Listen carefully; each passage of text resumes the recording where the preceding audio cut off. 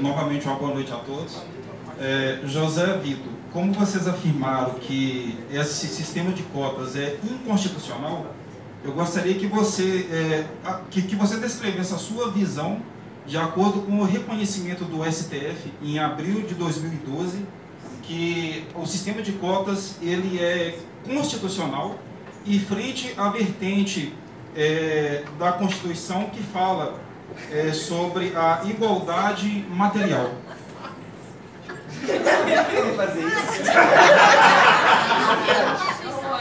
Eu tinha falado, ó, Jonas, o L vai ser sim, o Alien vai pegar numa lei, numa coisa, foi isso que a gente começou, eu sabia. Já sabendo que isso iria acontecer, não teve nem como preparar. Responde depende. Depende do direito, da visão.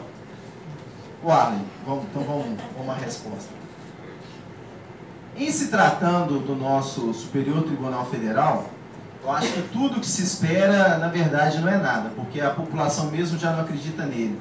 E como eu falei do filósofo Pondé, acaba que as decisões do nosso tribunal são meramente ideológicas e políticas. Se a gente começar a citar exemplos, até mesmo do Gilmar Mendes, que a cada dia solta uma pessoa, um amigo seu no Rio, a gente já entra nesse descrédito. Mas assim, e tentando responder ao que você perguntou, a gente volta aqui no artigo 5º, que fala que todos são iguais perante a lei. E também, se a gente pode voltar até muito antes, até mesmo na Bíblia, que a gente tem lá em Mateus capítulo 20, 25, falando que todos são iguais perante a lei, também em Tiago, tem tudo isso. Mas eu acho que esse grande problema é um problema de investimento, que tem de fato um problema ideológico, político, e que o governo, como tentar buscar uma solução para esse problema, poderia investir mais também na educação básica, porque a grande parte do investimento acaba sendo nas universidades, de uma forma muito tendenciosa, de favorecer aquelas pessoas que têm uma condição muito boa, porque de fato as universidades públicas são muito melhores que as particulares.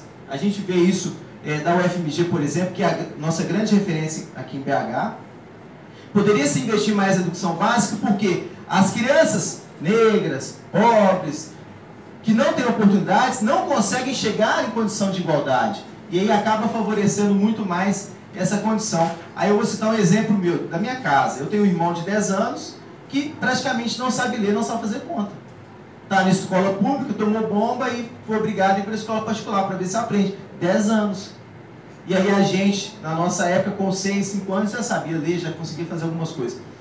Infelizmente, não conseguindo responder como você merece, mas eu acho que o grande problema ele acaba passando por essa questão de investimento, que deveria ser realmente direcionado para a educação básica e não para as universidades, como ocorre, e que também tem muitas ofertas que pode valorizar e oferecer cada vez mais ProUni, FIES, sistemas de cotas, mas não raciais.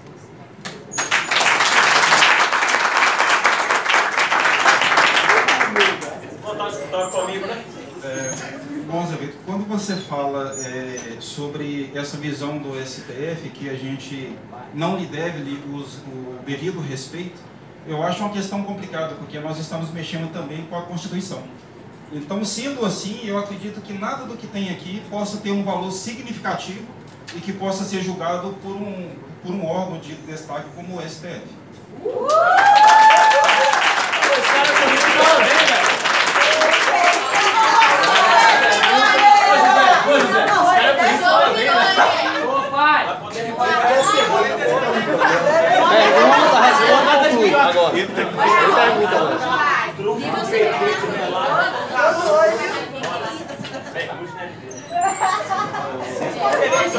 Vamos lá, vamos lá. Responde ele, quando o pessoal competente, né?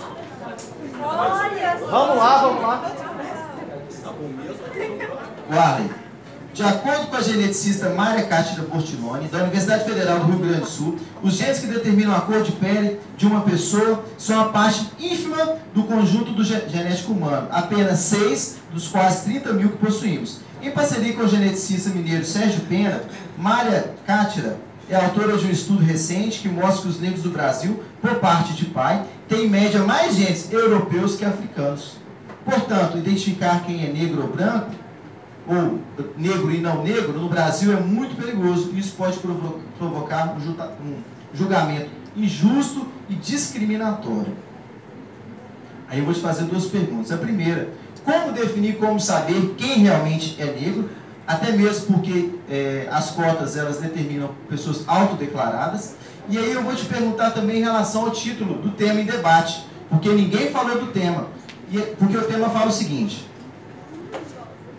sistema de cotas e a luta pela reparação dos direitos dos negros no Brasil. Quais direitos devem ser reparados? Porque quando a gente fala de reparação, quais direitos os negros tinham que eles perderam para ser reparados?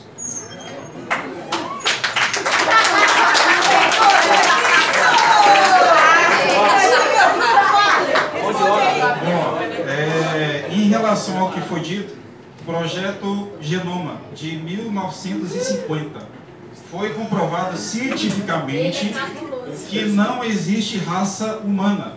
A construção que nós temos de raça é sociológica, e isso está comprovado por estudos, inclusive até do próprio IBGE.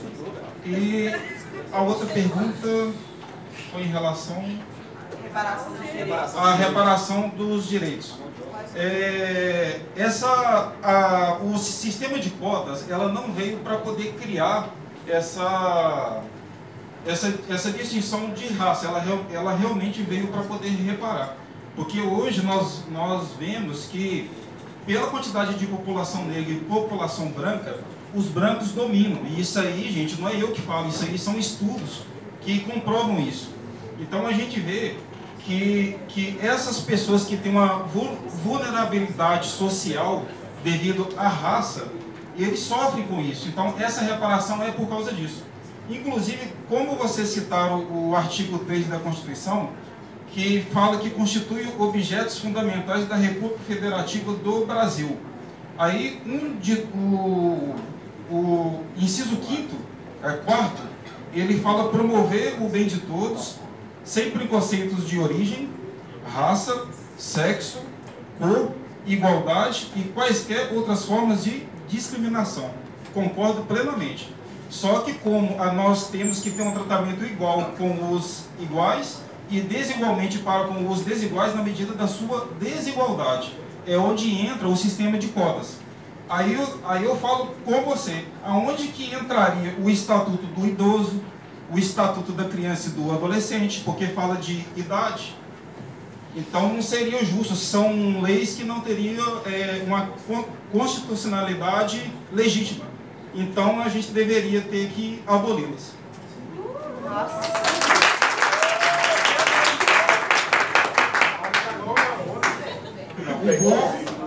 O bom é que na sua resposta você confirmou a tese, né? Falando que não existe raça no projeto Genoma, né? Ou seja, se não existe raça, para que cotas raciais?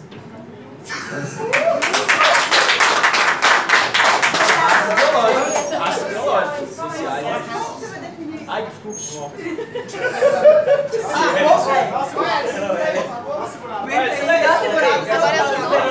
Vou só complementar o que as palavras.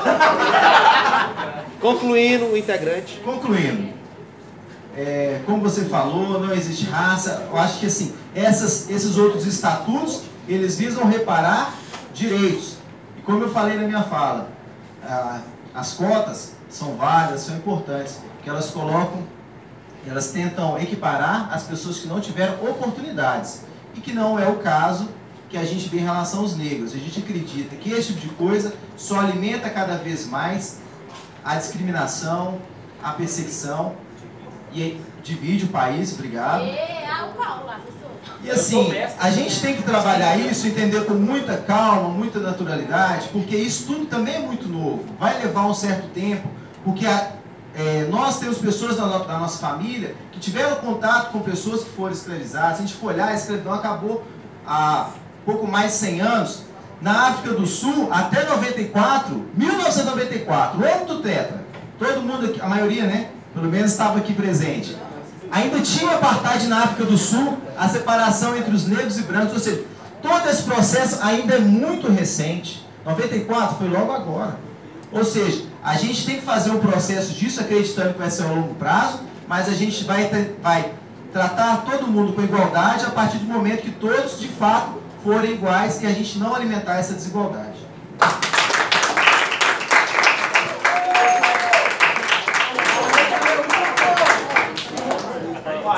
Próxima equipe aí. Próxima dupla.